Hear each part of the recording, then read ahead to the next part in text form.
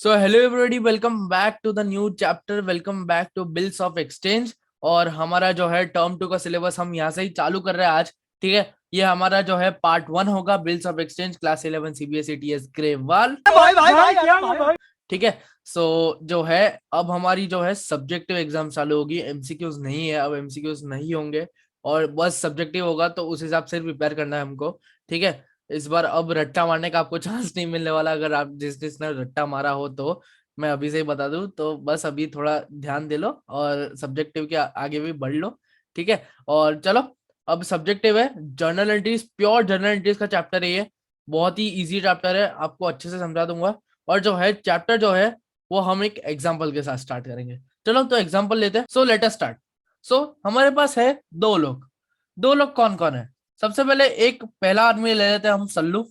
ठीक है। सल्लू की एक जो है, हमारा हाथ जो है पैरालाइज हो गया है, तो उसको इग्नोर मारो। ठीक है, राइट हैंड उसका। और जो है दूसरा आदमी जो है हमारे पास है विक्रम।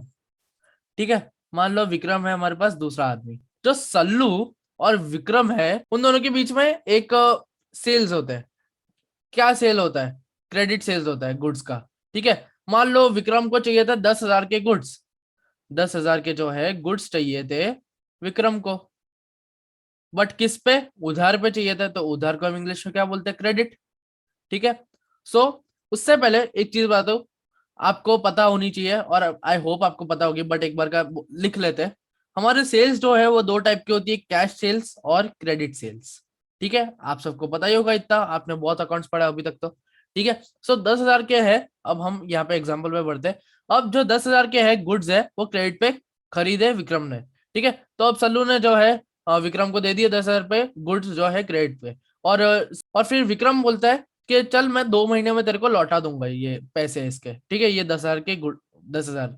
ठीक है। तो अब जो है सल्लू बोलता है ठीक है भाई, 2 महीने बाद मेरे को जो है पैसे दे देना। 2 महीने के बाद मेरे को पैसे दे देना। अब 2 महीने हो गए। सल्लू जाता है विक्रम के पास, बोलता है भाई मेरे पैसे। विक्रम एक लात मारता है उसको, उसके ऑफिस से भगा देता है।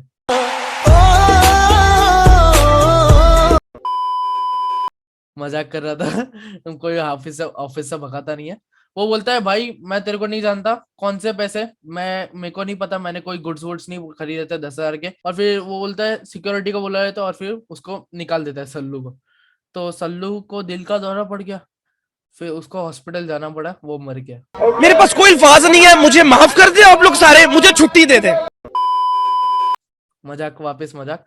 अब मजाक को थोड़ा साइड में रखते हैं। ठीक है। तो अब जो है सल्लू को पता चला कि ये तो यार गलत हो गया, मेरे 10,000 का लॉस हो गया ये तो।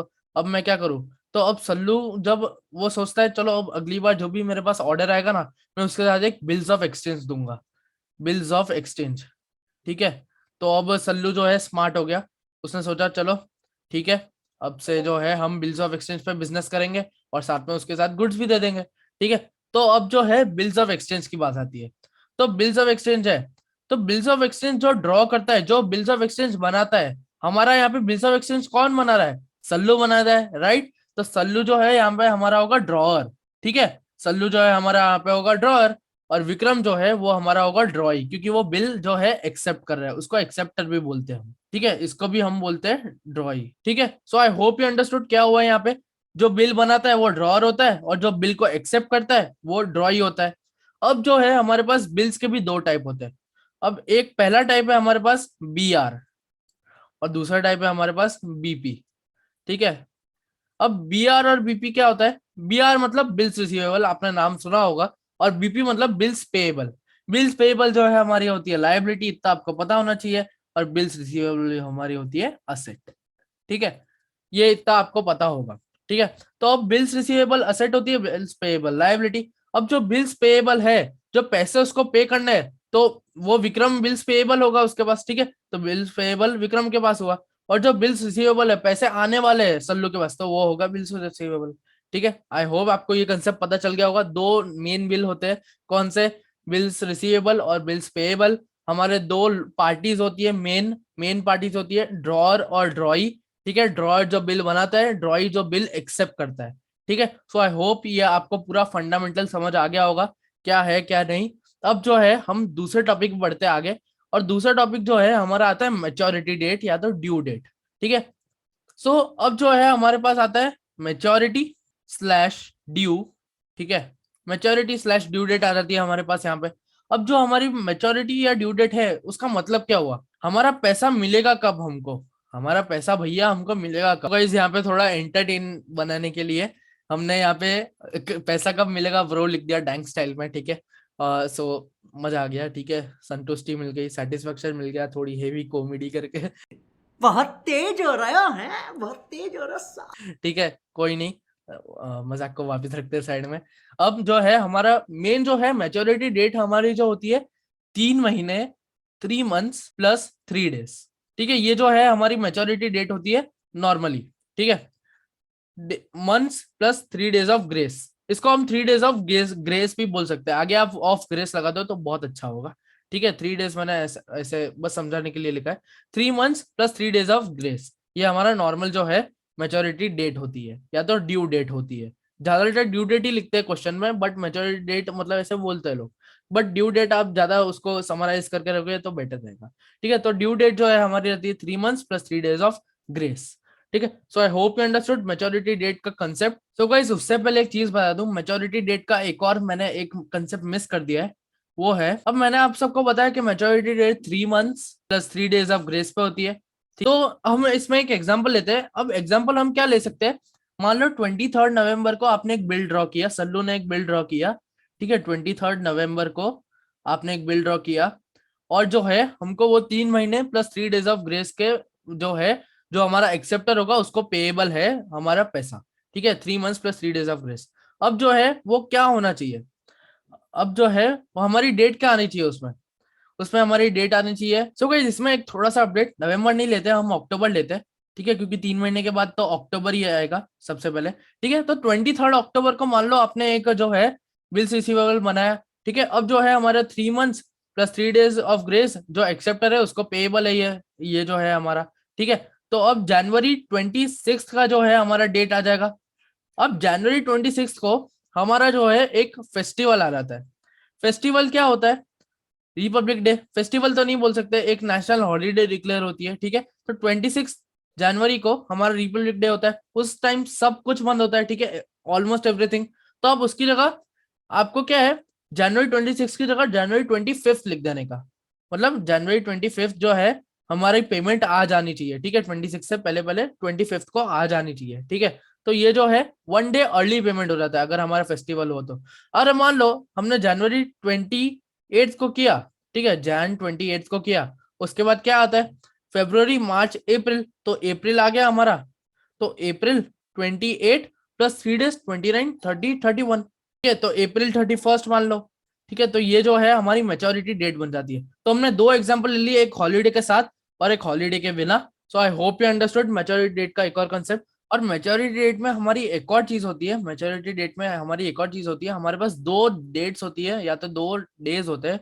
एक तो या तो हमारा हो सकता है इमरजेंसी हॉलीडे हो जाए, ठीक है, इमरजेंसी हॉलीडे हो जाए, जैसे मेन थिंग बस कोविड मार्च 25 को लॉकडाउन लग गया था, ठीक है। एक तो मान लो maturity holiday, sorry emergency holiday, ठीक है, या तो पब्लिक हॉलीडे। पब्लिक हॉलीडे जैसे आपको बताया मैंने, एक तो मैंने आपके सामने ही बता दिया एक एग्जांपल, तो पब्लिक हॉलीडे में क्या हो सकता है, एक हमारा हो सकता है 26 जैन, 2 अक्टूबर, ठीक है, और मान लो दिवाली आ गई या तो क्रिसमस आ गया 25 दिसंबर, ठीक है। ये सारी फिक्स डेट्स जो है जो हमारी होती है, ठीक है। या तो मान लो एक और कौन सा होता है हमारा हॉलीडे, अरे यार मैं हॉलीडे भूल गया यार सारे। अरे यार हाँ एक और आता है, मैं भूल ही गया था इसको, तो 15 अगस्त, ठीक है।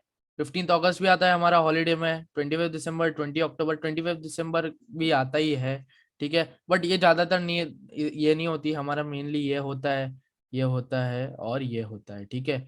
और जो भी हमारा, अगर मान लो संडे को है तो सैटरडे को ले लेना है बिल, और मान लो कोई इमरजेंसी हॉलीडे हो गई जैसे कोविड मैंने अभी के अभी बताया था, ठीक है। तो ये सब जो है मैच्योरिटी डेट का एक और कंसेप्ट है, ये थोड़ा इंपॉर्टेंट है, और जो है इसके एक या दो या 3 मार्क्स के सम आ ही जाते हैं।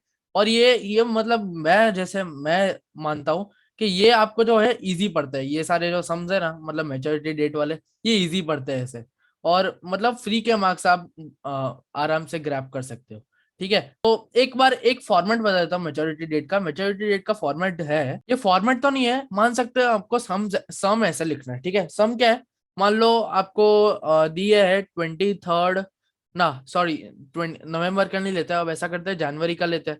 ठीक है, जनवरी क्या, 1 जनवरी 2022 ले लेते हैं। ठीक है, तो अब आपका ये जो है डेट हो गया। अब इस पे आपको जो है 3 मंथ्स ऐड करना है, 3 मंथ्स जो है आपको ऐड करना है। यहाँ पे आप ऐसे लिख सकते हो, फिर उसके बाद एक लाइन बना सकते हो आप। फिर यहाँ पे जो है आपका क्या आना चाहिए, 3 मंथ्स के बाद 1 2 3 4। ठीक है, 4 अप्रैल आना चाहिए। ठीक है, 2/22। अब उसके बाद जो है आपको वापस +3, थोड़ा जोल जाल है बट इजी है, आपको मेहनत ज्यादा करवाएंगे क्योंकि छोटा समय तो मेहनत होती है हमेशा उसमें। ठीक है, तो ये जो है 3 डेज हमने यहाँ पे लगा दिए। मैं यहाँ पे लिख देता हूँ इसका आंसर, आ जाएगा 4 अप्रैल 2022। सो आई होप यू अंडरस्टूड कैसे हुआ ये। ठीक है, तो अब इसको जो है हम इसको जो है ड्यू डेट लिखेंगे। ठीक है, जो आपको जगह मिले ना राइट या लेफ्ट, उसमें लिख देने का ड्यू डेट। ठीक है, ये जो है हमारे मंथ्स ऐड करने के बाद, ठीक है, वहां पे लिख देने का ड्यू डेट, और उसके बाद आएगी डेट ऑफ मेच्योरिटी। ठीक है, या तो वापस आप लिख देने का date of maturity, date maturity, ये मैंने RIP इंग्लिश कर दिया, बट डेट ऑफ मेच्योरिटी चलेगा। ठीक है, so I hope you understood, ये ऐसे आपका पूरा सम आता है। ठीक है, आपको पता है इमरजेंसी हॉलीडे में क्या करना है, एक दिन अर्ली पेमेंट कर देना है। जैसे आपका 26 जैन आ गया अगर, तो 25 जैन को कर देना है। अगर 15 अगस्त आ गया तो 14 अगस्त कर देने का है। अगर 2 अक्टूबर आ गया तो 1 अक्टूबर करने का। ये जो हमारे है फेमस जो है हॉलीडेज होती है, तो उसका क्या है, एक दिन पहले कर देने का। ठीक है, so I hope you understood कैसे है ये सब। अब जो है अब अच्छे से हम यूजेस ऑफ बिल्स पे बढ़ते हैं आगे। और जो है हमने ड्रॉअर ड्रॉई के बारे में पढ़ा था। ड्रॉअर ड्रॉई होता है, और एक हमारे पास एंडोर्सी भी होता है। एंडोर्सी क्या है, एक अनदर पार्टी होती है। अगर आप बिल एंडोर्स कर देते हो किसी को, एंडोर्स का मतलब भी हम आगे समझेंगे ये यूजेस ऑफ बिल्स में ही। ठीक है, तो एंडोर्सी होता है। एक पेई भी होता है हमारे पास। पेई क्या होता है, मान लो एक ड्रॉअर की तरह होता है वो। होता क्या है, वो भी एक्सेप्ट मतलब जो है वो हमारा जो है वो भी सेलर में ही गिनाता है। ठीक है, उसको भी पैसे पे करने का होता है क्योंकि वो पे ही है। ठीक है, तो या तो वो मान लो सल्लू जो है हमारा, वो है ड्रॉयर। ठीक है, वो बोलता है भाई मैं उस दिन अवेलेबल नहीं हूँ तो आप दूसरे दिन ले लेना। तो मैंने एक मेरा एक मैं बोलता हूँ कि मेरा एक फ्रेंड है पलाश, मान लो पल है मेरा एक फ्रेंड। ठीक है, तो वो बोलता है ये मेरे पेई को आप दे देना। तो पेई क्या कौन हो गया, पल, क्योंकि वही जो है वापस वही पेमेंट ले रहा है, तो वो पेई हो गया। तो ड्रॉअर और पेई इंटर रिलेटेड है। ठीक है, so I hope understood. Endorsing के बारे में पता चल गया होगा। इसका एंडोर्सिंग का मतलब जो है हम आगे समझ लेंगे। ठीक है, अब हम आगे बढ़ते हैं रिटेनमेंट ऑफ बिल की तरफ। रिटेनमेंट ऑफ बिल क्या, तो it can be written till date of maturity, usages of bills के अंदर आता है। ये हमारा जो है फर्स्ट पॉइंट होता है। ठीक है, ये हमारा फर्स्ट पॉइंट है। सो अब इसमें क्या लिखा है, इट कैन बी रिटेन्ड है। रिटेन को क्या है, मैंने कैपिटल में लिखा है क्योंकि ये मेन वर्ड है। Till the date of maturity. अब मान लो एस और वी है हमारे पास, सल्लू और विक्रम है। ठीक है, सल्लू और विक्रम है हमारे पास। अब जो है सल्लू पहले गुड्स दे देता है उसको। ठीक है, गुड्स दे दिए।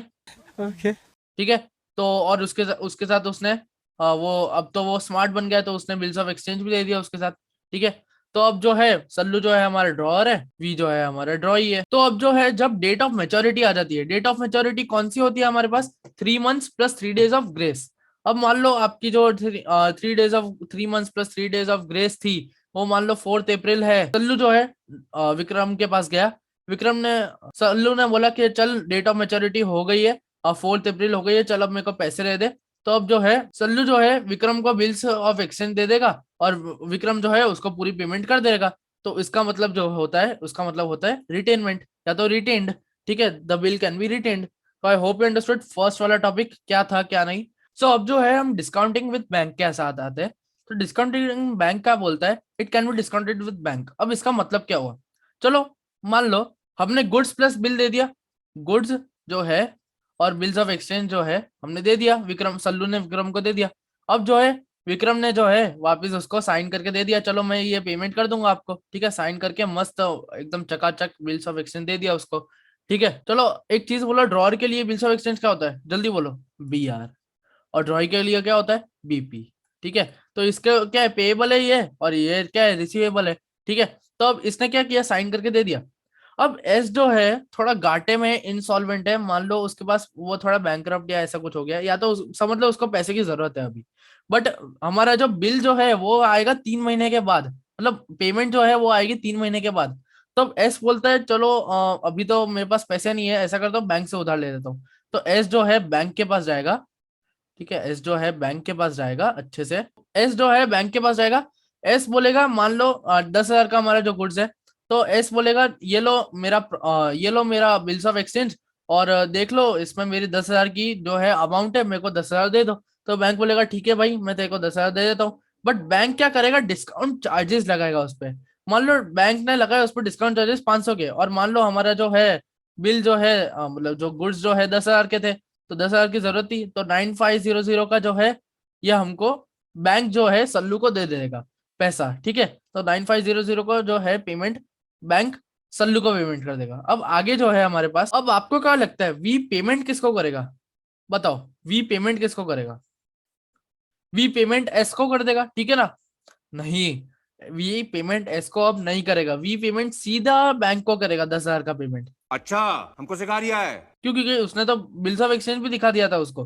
तो 10,000 का पेमेंट वी सीधा किसको करेगा, बैंक को करेगा, ठीक है, इसको नहीं करेगा, ठीक है, पूरा मतलब सब ठीक है। So I hope you understood. तो इसमें हमारा ड्रॉई कौन हुआ, विक्रम, ठीक है, ड्रॉई हुआ हमारा विक्रम, ड्रॉर हुआ हमारा सल्लू, और जो पेई जो है हमारे यहाँ पे होगा बैंक, क्योंकि वो आता है एक और थर्ड पार्टी, ठीक है। आई होप यू अंडरस्टूड ये पूरा डिस्काउंटिंग का कंसेप्ट, कैसे डिस्काउंट किया बिल, कैसे किसने किसको पेमेंट किया, क्या बिल्स ऑफ एक्सचेंज गया किसको, ठीक है। ये सब आपको आई थिंक सो समझ आ गया होगा, नहीं समझ आया बहुत इंपॉर्टेंट है ये डिस्काउंट वाला, एक बार वापस समझ लेना, ठीक है। ये समझने का जरूरत पड़ेगा वरना जनरल एंट्री अच्छे से समझ नहीं आएगी आपको, ठीक है। सो अब आगे बढ़ते हैं एंडोर्सिंग पे। तो मान लो हमारे पास वही हमारा घिसा पिटा एग्जाम्पल सल्लू और विक्रम। सल्लू जो है हमारा होगा ड्रॉअर, विक्रम जो है हमारा होगा ड्रॉई। सल्लू के लिए होगा बिल्स रिसीवेबल, विक्रम के लिए होगा बिल्स पेएबल। गुड्स बिल के साथ बिल्स ऑफ एक्सचेंज के साथ दिया सल्लू ने विक्रम को, ठीक है। विक्रम ने साइन वाइन किया, चकाचक उसको वापस भेज दिया सल्लू को, ठीक है। बिल्स ऑफ एक्सचेंज दे दिया, ठीक है। इसमें सिर्फ उसने फिर वापस गुड्स रिटर्न नहीं कर दिया, सीधा गुड्स और बिल्स ऑफ एक्सचेंज किसने दिया है उसको, और फिर उसने सिर्फ बिल्स ऑफ एक्सचेंज दिया, ठीक है। अब मान लो सल्लू के पास वापस पैसे नहीं है, और उसने बोला कि उसको, और सल्लू को एक जगह पेमेंट भी करनी थी।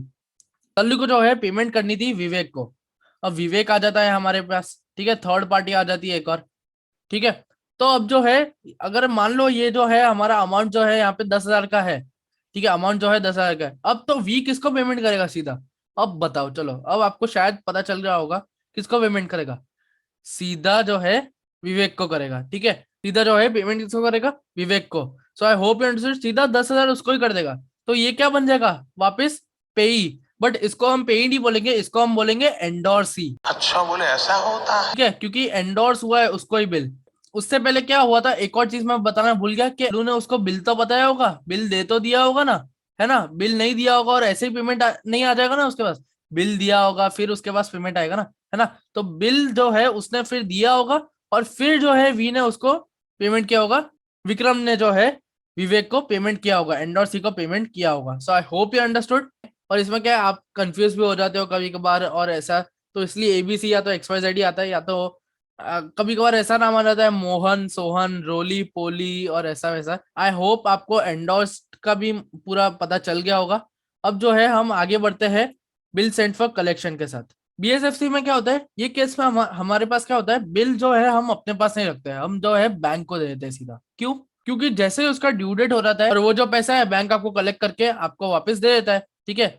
मतलब आपने मान लो ये बैंक है, आपने इसको पैसा दिया वापस, जो है बिल जो है ये 3 महीने का बना है, वो जो है हमारी मान लो गुड्स जो है 10 रुपए के है, तो 10 रुपए जो है आपको बैंक वापस दे देता है, तो bill sent for bank for collection, ठीक है। So I hope you understood ये पूरा कंसेप्ट। अगर नहीं समझ आया हो तो प्लीज कमेंट सेक्शन है नीचे, दबा के लाइक और शेयर और कमेंट छोड़ दो, ठीक है। So yes guys, this was it for the video, this was it for the introduction part of bills of exchange. I hope आपको पूरे सारे के सारे कंसेप्ट पता चल गए होंगे। अब अगले लेक्चर से जो है हम जर्नल एंट्रीज चालू करेंगे इस चैप्टर की। तो जर्नल एंट्रीज जो है बहुत इंपॉर्टेंट है, प्योर जर्नल एंट्री वाला चैप्टर है और बहुत फन जर्नल एंट्रीज है, मजा आ जाएगा आपको, ठीक है। सो बस thank you so much for watching the video. LS square कर देना, लाइक शेयर सब्सक्राइब, ठीक है। Thank you so much for watching, thank you. 5 more minutes till I'm home.